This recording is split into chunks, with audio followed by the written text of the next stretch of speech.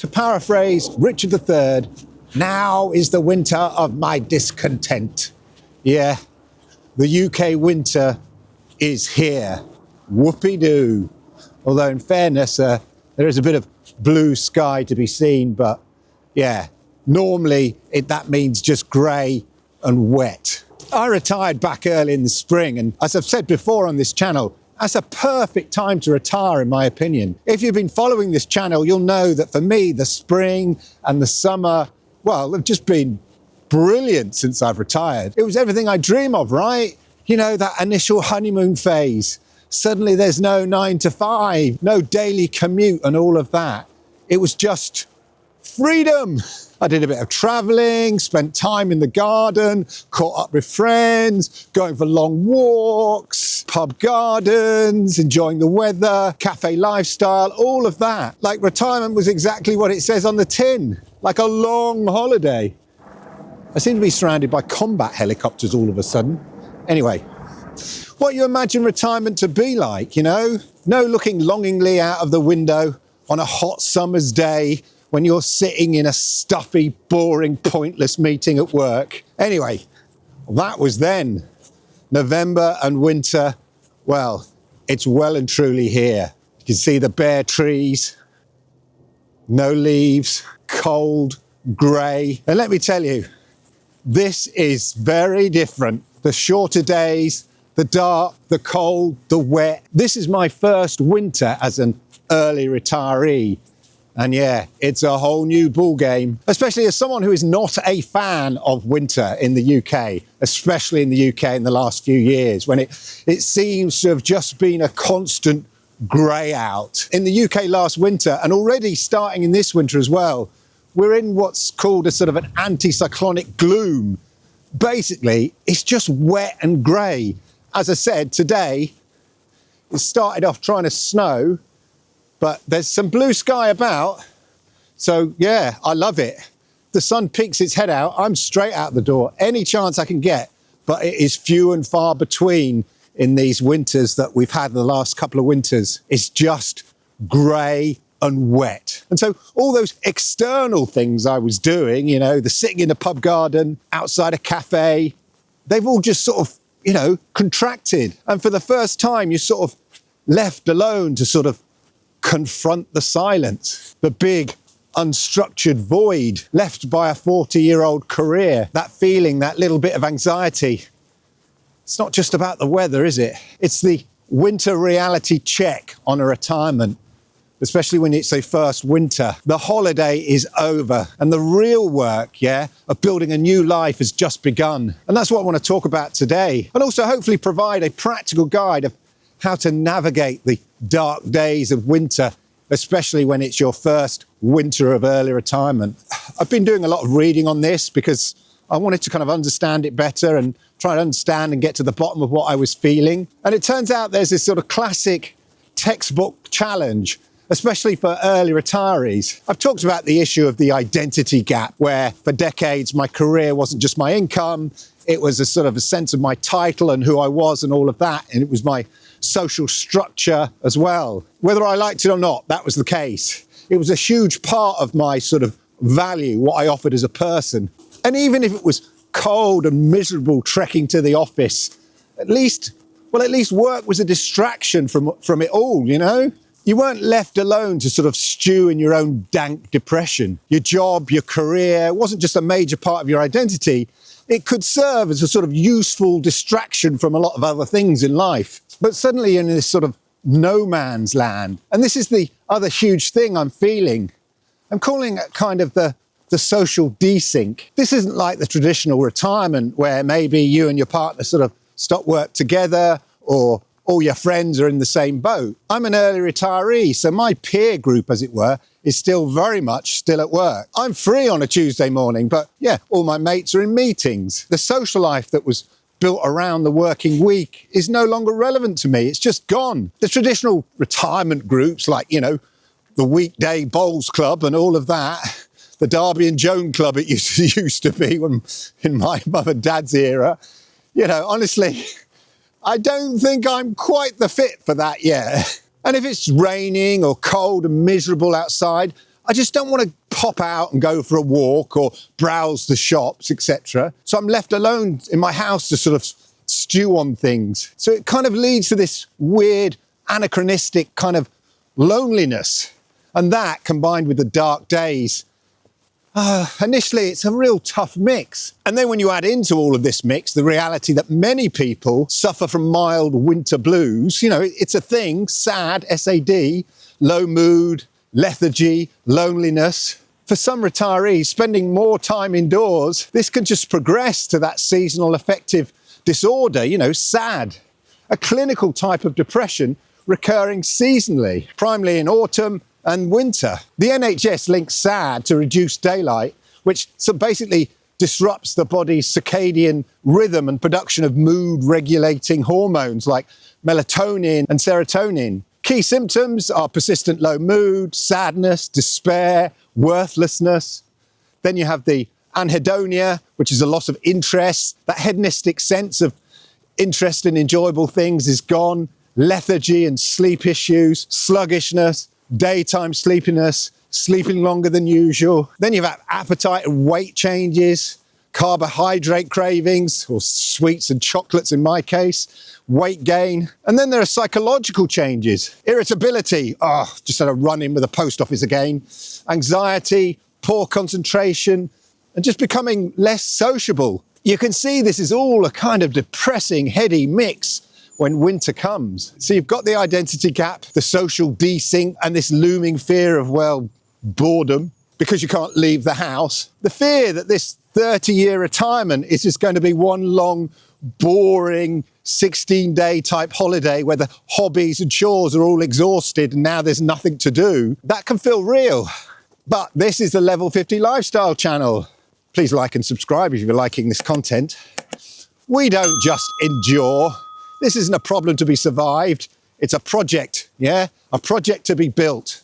The question isn't, how will I get through this? No, the question is, what do I want to build during winter time? From all my reading, I found that there are three sort of main strategies that we can sort of use to help cope with that kind of depressing winterness. A three-part framework, basically, for designing your winter in retirement. Number one, the embrace strategy. I'm going to get all stoic, I think, on this one. You reframe your home, or what your home means to you. It is not a prison. It's your new workshop, your university, your studio. It's certainly a studio in my case. I have it set up like a YouTube studio. The first and most important job is to replace the 9-to-5 structure. Yeah, we've got that. I've talked about it loads on this channel. I've read about this one couple who retired in their 40s, nice and early, really embracing the FIRE movement there. And they have an unwritten rule.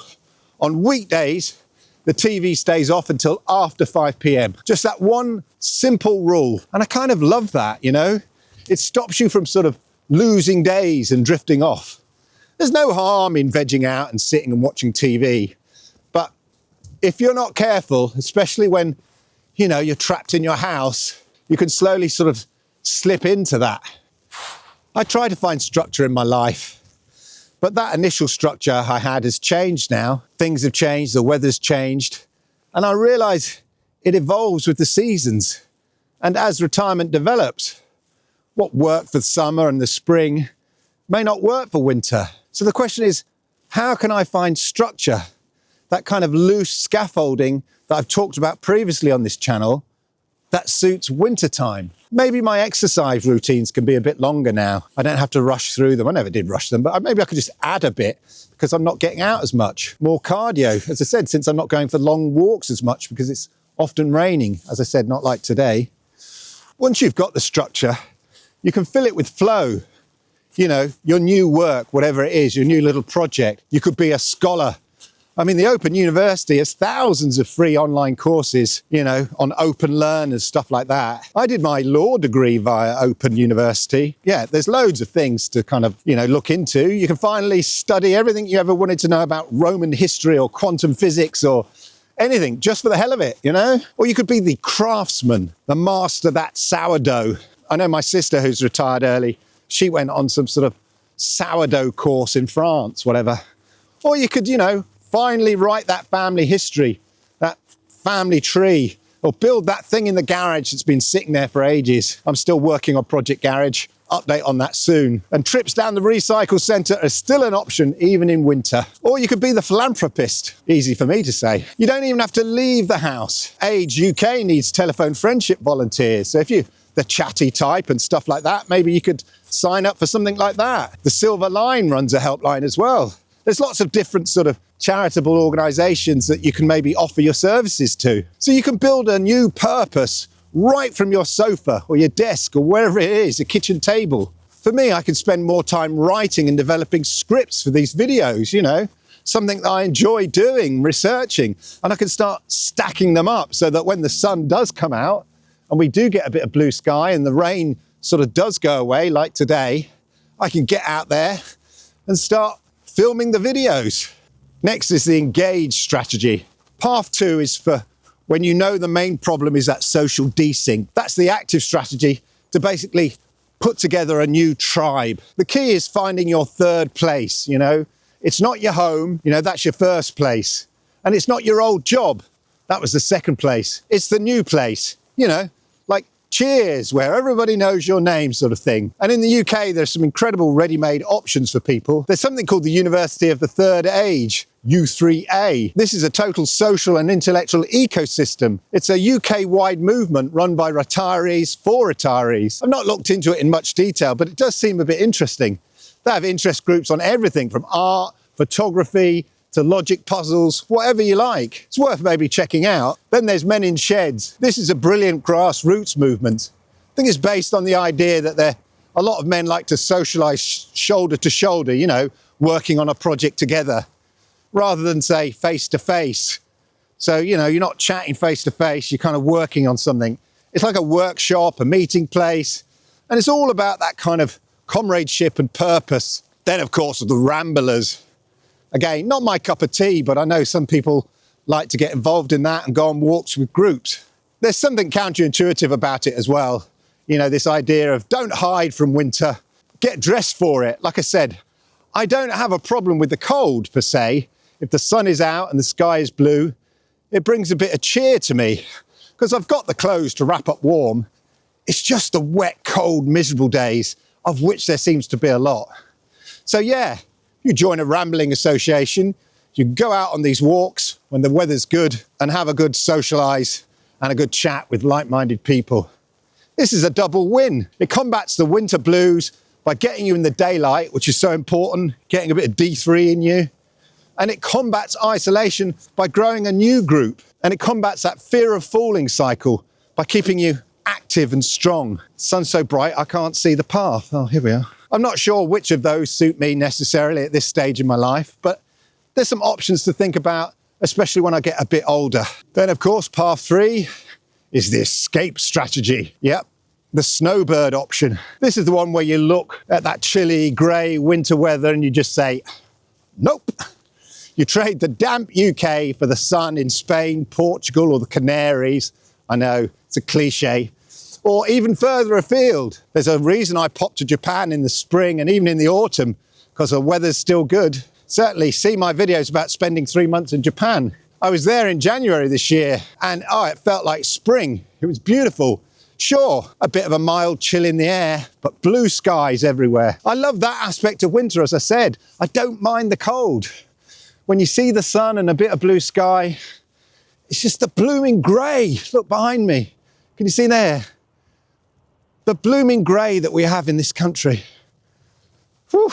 This is the most high stakes one though, travelling abroad and going to move abroad or something like that. And yeah, it definitely needs a level 50 lifestyle reality check. Post-Brexit, it's completely changed how long we can stay places, especially Europe, where many retired Brits used to go.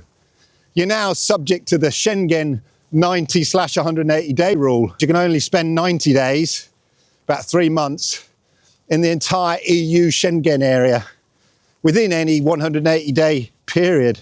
A UK winter lasts 5 to 6 months. It's logistically impossible to escape the whole winter as a simple tourist, so just bear that in mind. So the simplest way to deal with that is just maybe go at 2 to 3 months at a time, and then you don't have any of the visa issues. And if you like it, then you can maybe investigate the visa issues a bit more. So yeah, escaping the country is a fantastic dream, but it's not a casual thing. It's a serious logistical and financial project that's going to maybe take a bit more time. So that's the framework. Embrace, engage, or escape. The difficulty of this first winter, I'm realizing, are definitely not a sign I've made a mistake. Don't get me wrong. They're just normal, a necessary part of the transition. The summer kind of was the holiday. This is the adventure. So I guess what's my plan? Well, the escape strategy is pretty central for me, especially, as I've mentioned before, Japan. Maybe at the tail end of winter, when I'm at my last embers of patience with the UK winter, so sort of start spring early sort of thing. And the rest of the winter is all about a mix of embrace and engage, I'd say. And I'm going to certainly engage in more writing and researching, videos for this channel and stuff while the weather's not so good, so that I have stuff to talk about when the weather is good. So this is a blank canvas. The anxiety of the void is being replaced by the intent of a project. And that's what I kind of want to leave you with, really. The first winter isn't a threat. I'd say it's an opportunity, and that's how I'm going to embrace it. But what about you? For those of you who've already been through, your first winter in retirement, what was your path? How did you deal with it? Put it in the comments down below. I'd be interested to know and just to hear your thoughts generally.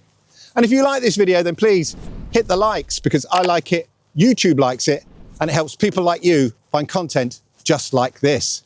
And if you are new to my channel, then do me the great honor, please.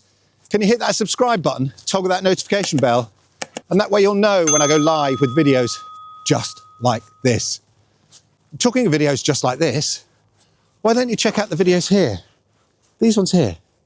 Oh man, I think you'll love them. Thanks for watching.